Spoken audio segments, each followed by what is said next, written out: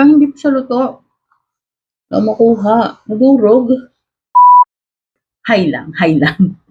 Hi everyone. So we will be trying this Lucky Junior milk tea. So again, this is not sponsored and not the paid partnership. So ito is nakita ko lang to kanina actually kasi parang nandun sa may pila ng taxi dun sa tapat ng SM North kanina. Dun sa may hypermarket, ko alam niyo man kung saan yung location nito, dun niyo ito siya makikita. And then, na-try na namin yung mga regular milk tea nila. Pero napansin ko sa kanila, meron nga silang parang loyalty card, keme. Tapos kapag meron ko nun, is parang may makakalas ka dun sa mga next purchase mo, parang ganon. Tapos ito, parang special offer nila is 55 each siya, pero kapag dalawa yung binili mo is 100. So, technically, nakasave ka ng 10 pesos. So, let's try it.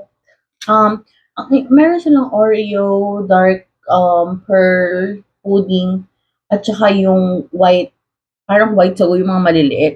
So, I choose pudding and I choose pearl, black pearl kasi ito yung usual na combo ko lagi sa Coco. Kung familiar kayo sa Three Buddies, yun, that's my favorite sa Coco. Sabi ko, kung bibili ako ng, meron kasi silang combo ng black pearl at saka na may pudding siya, 130 siya. So sabi ko, I think this is a sulit buy kung bibili ako ng dalawa. Tapos isasalin ko na lang siya sa ating tumbler. So, try muna natin siya. Isasalin ko na lang to sa tumbler later. So, try muna natin. I-taste test yung each. Naku, ang sugar na naman natin, mga mima. Okay, let's try it first. Dito sa ating boba.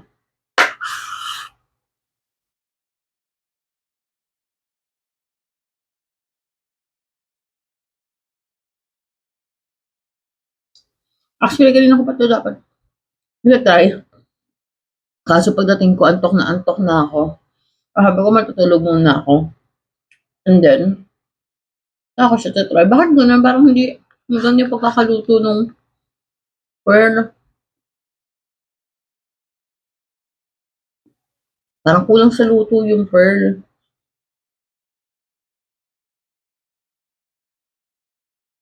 O dahil ba niref ko na siya, nag-shrink na siya, or ganito talaga yung black pearl nila.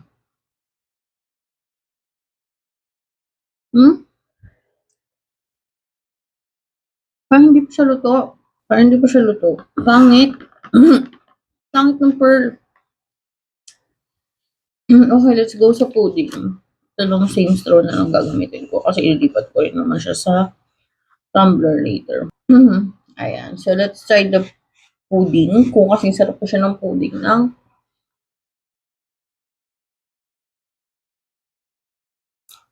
Wala akong matikman. Wala akong makuha. Nadurog.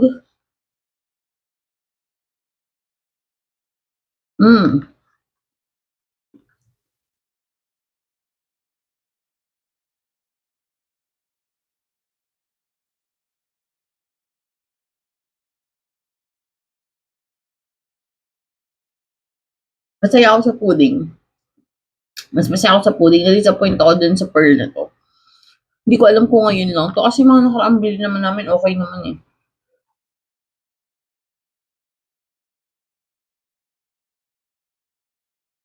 Happy ako sa pudding. Yun lang guys. And, ayun. So, yun lang. Actually, ito hindi siya nagtanong ng sugar level eh. So, I don't know kung naka-default ba itong mga to sa 100% or into something. But, yeah. Yan ang ating taste sa Lucky na mga regular milk tea nila. Hindi ko na-try yung Oreo at yung white sago. Kasi gusto ko lang to. Okay, that's it. Let's work, guys. Let's work. See you sa mga next vlog. Or next vlog, next videos. Thank you so much. Bye-bye.